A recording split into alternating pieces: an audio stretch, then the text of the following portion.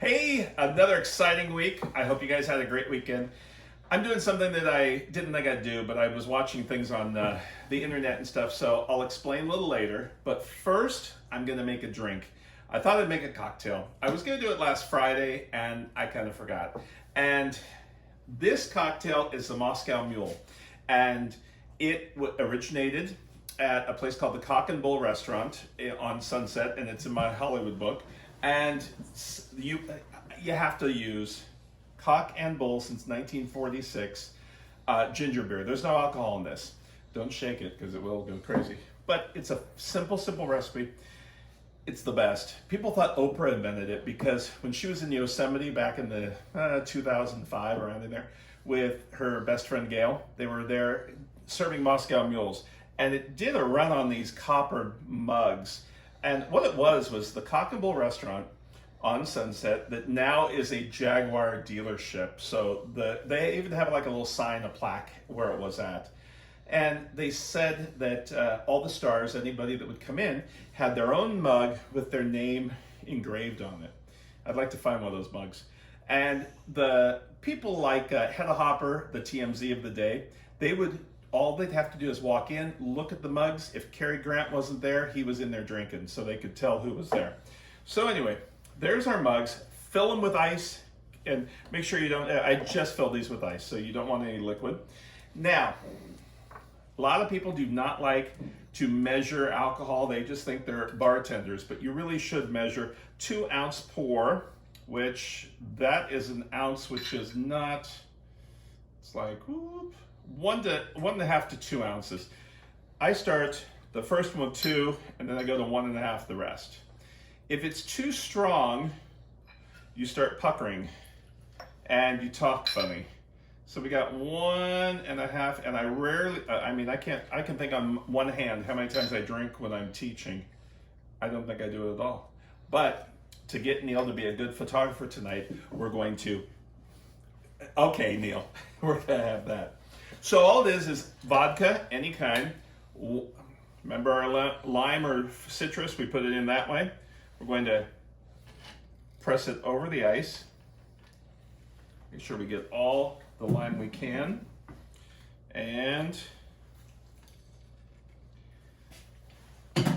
top it off with the ginger beer.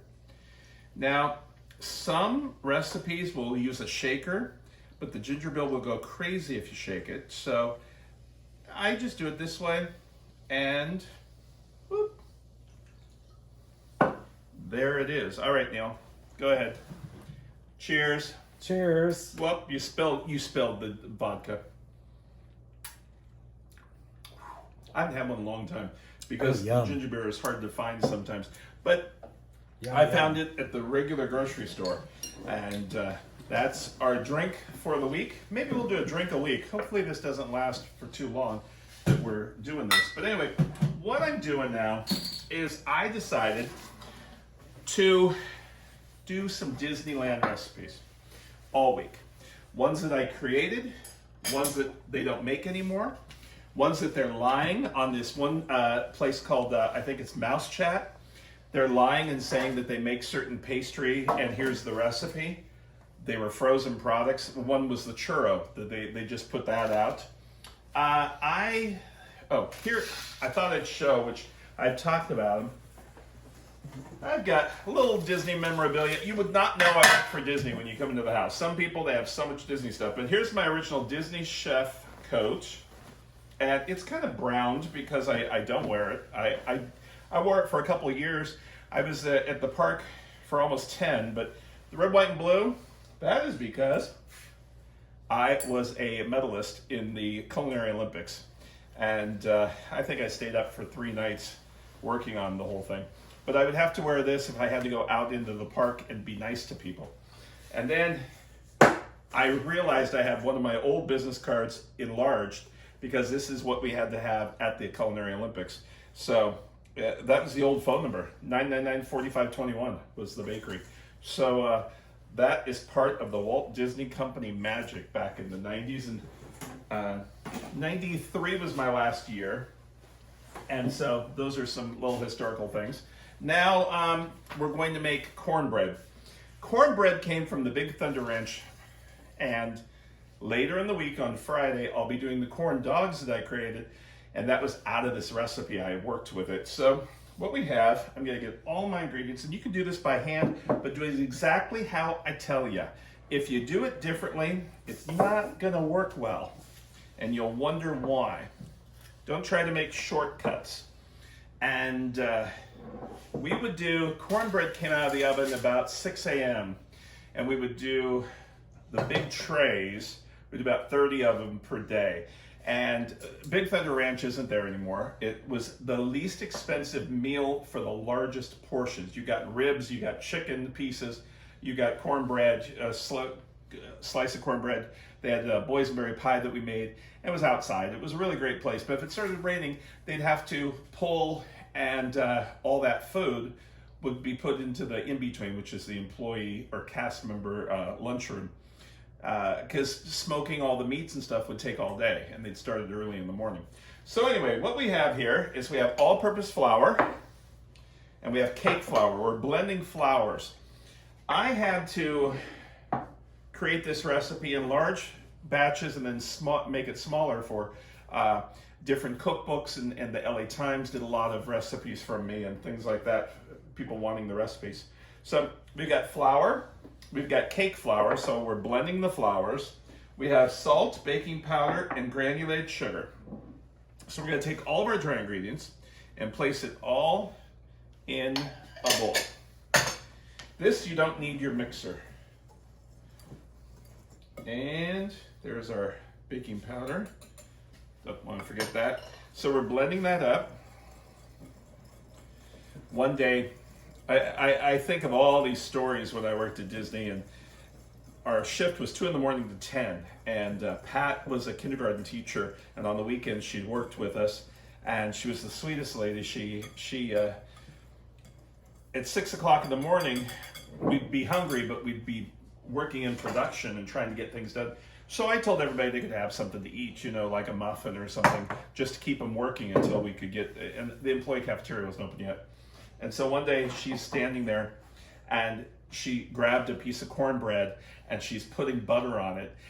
And from across the bakery, I screamed at her and I said, "We don't have enough cornbread, so nobody eat any." And I looked like I was not talking to her, and she had it almost up to her mouth, and the butter was dripping off of it, and her mouth was very excited about it. And she looked over and she goes, "Damn you, George. I knew that I would get in trouble if I didn't ask," because they never had to ask. They could eat anything they wanted. But I was joking. She ate the cornbread. So all of our dry ingredients except our cornmeal. The cornmeal we keep off to the side. So the other thing, now we have milk.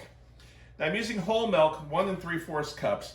I'm going to use only about a cup of it right now. Then we're going to take our canola oil and our eggs into a bowl, and we're going to blend this up.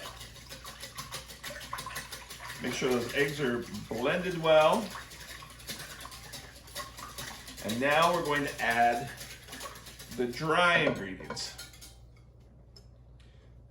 Now so far I've got a little bit of milk left and cornmeal. As soon as the cornmeal hits the liquid, it thickens up. So that's what we don't want until we're ready for it. So now I'm going to just coat, and Neil's going to come over here and be able to see in this bowl, if he can get up from drinking his Moscow Mule. Hey. That's my reward. So you can see how it's kind of thick, like muffin batter. We don't want to blend this too much, but what I'll do is I'll make sure I don't have any big lumps in it. And you could use a mixer, but you don't need to. Just like that. Now we're going to add the rest of our milk and our cornmeal. And we'll blend this up. We also, I'd have to look up the year. I think it was about 1990. The All-Star baseball game was in Anaheim, California, and we had a big party. We took half of the parking lot, which is now California Adventure, and made a dude ranch out of the parking lot, the cast member parking lot. It was called the Alice parking lot back then, and I believe that is about where the entrance to the second park is. And we made this into little muffins. They were singular little pieces. So here's our batter. Now remember how we do the foil? I'm going to tell you, just in case you haven't been watching for the past couple weeks. Here's our pan. Here's our foil. We're going to go across, mold the bottom, just like that. This one, we're just going to use foil only, not any parchment paper. Doesn't matter if it's shiny side or the dull side. Remember the test kitchen Reynolds Wrap ladies? I was at a convention with them one year, and in fact, I was speaking and they were in the front row, and I looked down and I saw them, and it's like funny because I didn't expect those two ladies to be there. And afterwards, I said, "What's your number one question you get when people call up?"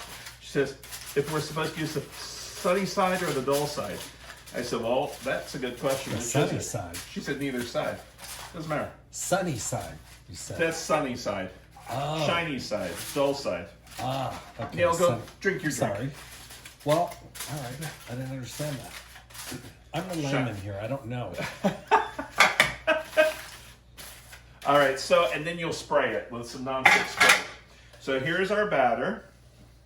And you can see, I've had a lot of the bakery people watching this show the past month.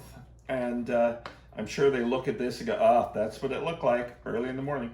They closed the bakery down years back and created a bakery years later off-site. So they stopped doing their own baked goods. And there's our mixture. We'll put this in the oven. And this doesn't taste good as a raw batter like some of the other things. So, and then we're going to come back as we break things. We're going to come back and do the mile-long bar. We're going to talk about that place in just a few minutes. We'll be right back. Okay, we made our Moscow mules and we have our cornbread in the oven. And I forgot to introduce myself. I was just showing you a bunch of Disney stuff. I used to be the pastry chef there years and years ago.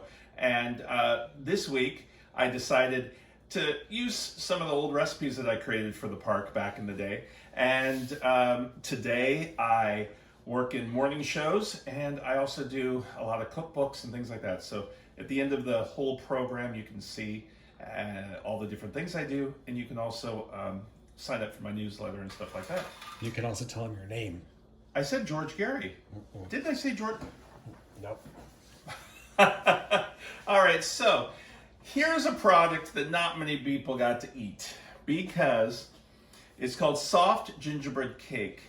And I created this for a place called the Mile Long Bar. At the end of the show tonight, you'll see pictures of the Mile Long Bar. They called it Mile Long Bar because one end of the wall was a big mirror, so it made the bar look like it kept going. And there was more snack foods. And I was asked to do a type of cake that was gingery, so I came up with two different varieties. It takes about 4 months to create and then about a month for it to be put into operation. After it got into operation, they decided to get rid of Bear Country, get rid of the Mile Long Bar, and turn it to Critter Country. So this was in 1988 is when I created this recipe. So I did a spicier cake and they didn't like that, but so they went with this one. So we had it on the menu for about a month, I think, and that was about it. So what's so easy about this is you can do this by hand. I still remember I tried to use product we already have in the bakery, and we didn't have any blackstrap molasses, which we had to order, and then we had bottles and bottles of it because they thought we were going to do production all the time. We didn't. So we have granulated sugar, and we have oil, and we'll just blend that up in a bowl, and it looks like snow, just like that. Then we've got our eggs. Put that in. Now we have a whole cup. Now, sometimes it's hard to find this molasses, and you can find it at Whole Foods, is where I got it. And you can use any kind of molasses, but we need a whole cup And in the South, you can find it everywhere. And then we're gonna pour that in, and you think there's a little bit left in here. We need a whole cup of hot boiling water, which I'm just gonna put it in there and clean, just back and forth, get the residue out. There's just a little bit left, just like that. And we'll blend that up. So we've got all of our liquidy things in here in the recipe, and all the recipes are on the website. Now, we've got our sugar. The hot water is so the sugar dissolves and we didn't have to cream it in a mixer. Now we have our flour, our salt, our spices, our baking soda, and ginger and cinnamon. We will blend that up, and then we will add it to our liquid ingredients.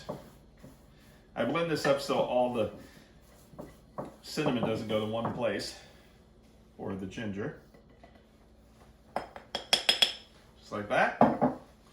Then I'm not going to whisk it. I'm going to take a spatula and clean this up, and then we will put this into our pan and put this in the oven. As soon as I get it all mixed up in here, and it's a runny batter, but it's kind of like a quick bread. Maybe I will just get some of the lumps out.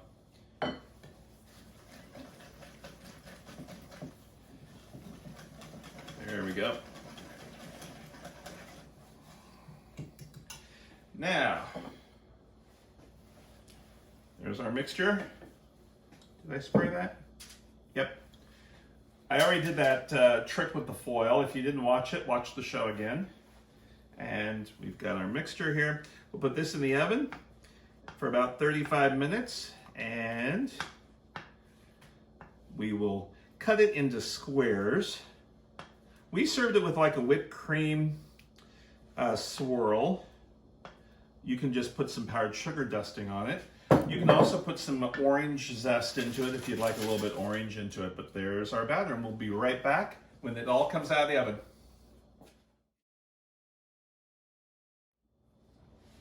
Alrighty, we've got our cornbread came out of the oven, and our mile-long bar ginger cake came out, and we will let it cool, and then we'll slice it up and show you what it looks like inside. We'll be right back, and we're back. All of our stuff came out of the oven. We've got our cornbread from Big Thunder Ranch, and then we've got our ginger cake right here, and I'm going to put a little bit of whipped cream on top.